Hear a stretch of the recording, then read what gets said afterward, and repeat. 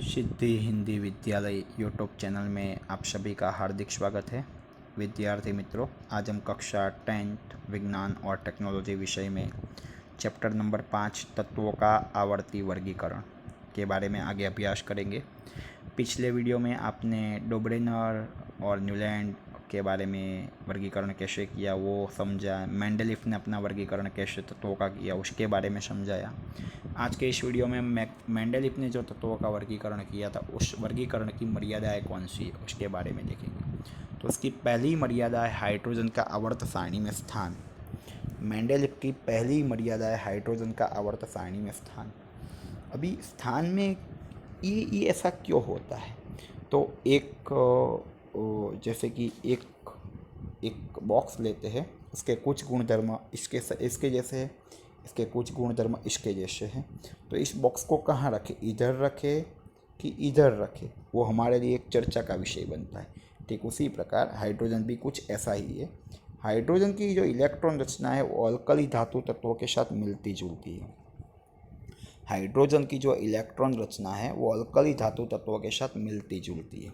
Alkali धातु तत्व मतलब आवर्त सारणी का जो पहला वर्ग है, Na है, K है, Li है, वो अल्कली धातु तत्व है। और अल्कली धातु तत्वों की बाह्यतम कक्षा में एक इलेक्ट्रॉन होता है।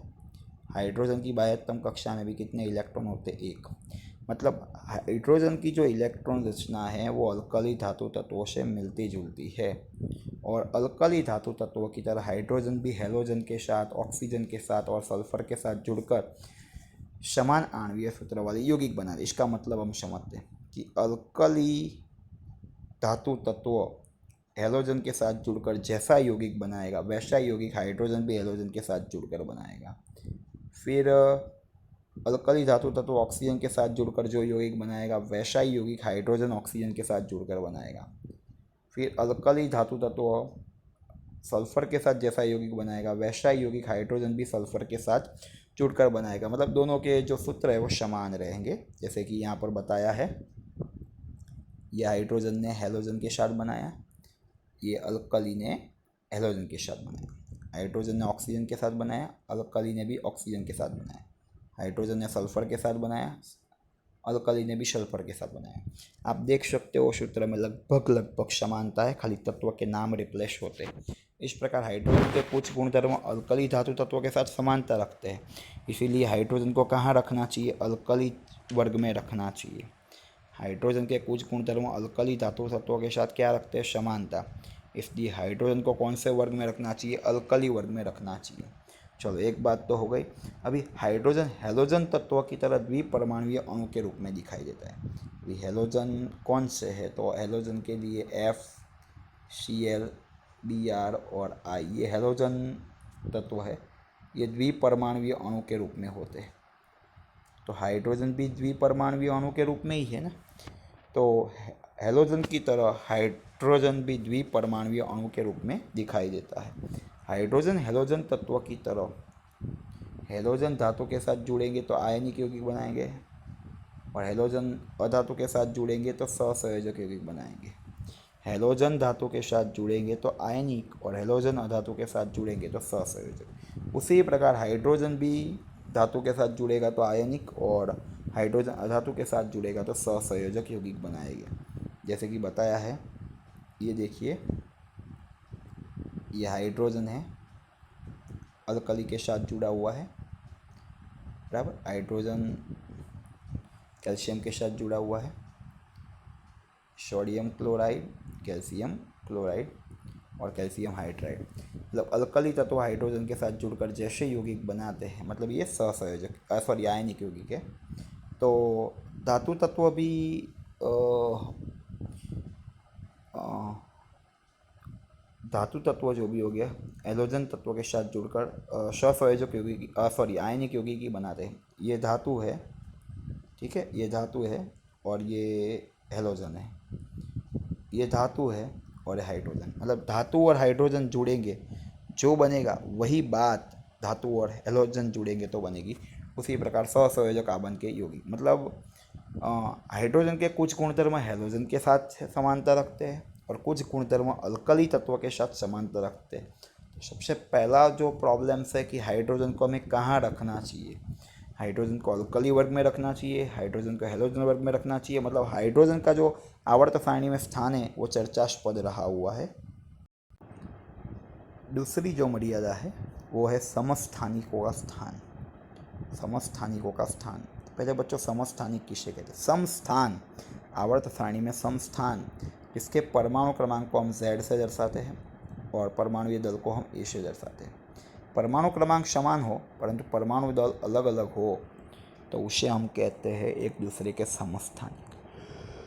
परमाणु क्रमांक समान हो परंतु परमाणु दल अलग अलग हो तो उसे हम क्या कहते हैं? एक दूसरे के समस्थानिक। मेंडेलीव ने जब तत्वों का वर्गीकरण किया उसके बहुत लंबे समय के पश्चात समस्थानिकों की खोज हुई। मेंडेलीव भले ही 50, 200, 150, 200, 300 साल, 400 साल पहले वैज्ञानिक बनकर वर्गीकरण करके चले गए, परंतु उसके पश्चात बहुत लंबे समय के बाद समस्थानिकों की खोज हुई। एक ही तत्व के अलग अलग परमाणु जिसके परमाणु क्रमांक समान हो परंतु परमाणुीय दल अलग अलग हो वैसे तत्वों को एक दूसरे के समस्थानिक कहते हैं। क्या कहा? परमाणु क्रमांक समान है परंतु परमाणु दल अलग अलग है वैसे तत्वों को एक दूसरे के क्या कहते हैं? समस्थानिक। कोई भी तत्व के समस्थानिकों के रासायनिक गुणधर्म समान होते हैं परंतु उनके परमाणुीय दल अलग होते हैं। केमिकल रिएक्शन सेम करेंगे, जो भी समस्थानिक होंगे उसके खाली परमाणुीय दल अलग होते हैं, बाकी उनकी जो रासायनिक प्रक्रिया होती है वो समान होती है। इस प्रकार सभी तत्वों के अलग अलग समस्थानिक मेंडेलीव के आवर्त नियम का पालन नहीं करते, क्योंकि मेंडेलीव का आवर्त नियम परमाणुीय दल के चढ़ते क्रम में है।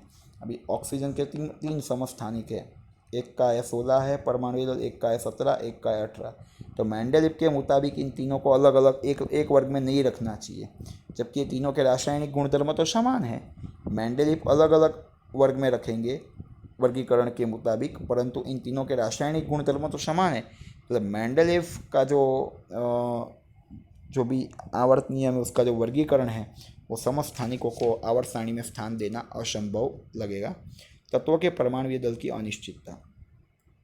एक तत्व से दूसरे तत्व की ओर आगे बढ़ते समय परमाणुीय दल में होने वाली बढ़ोतरी अनिश्चित थी। मतलब पहले मानो कि पहले तत्व का 1 था, फिर वापस 7 आ गया, फिर वापस 8 आया, फिर वापस 12 आया, फिर वापस 15 आया। मतलब ऐसा नहीं कि एक समान क्रम से ही परमाणु दल बढ़ेगा, ऐसा नहीं है। एक तत्व से दूसरे तत्व की ओर आगे बढ़ते समय परमाणुीय दल में होने वाली बढ़ोतरी अनिश्चित थी, इसलिए अनुमान लगाना मुश्किल बन गया कि दो तत्वों के बीच अन्य कितने तत्व आ सकते हैं। ये हम अनुमान नहीं लगा सकते कि दो तत्वों के बीच अन्य कितने तत्व आ सकते हैं। मतलब 3 मर्यादाएं मेंडेलीव के वर्गीकरण की है।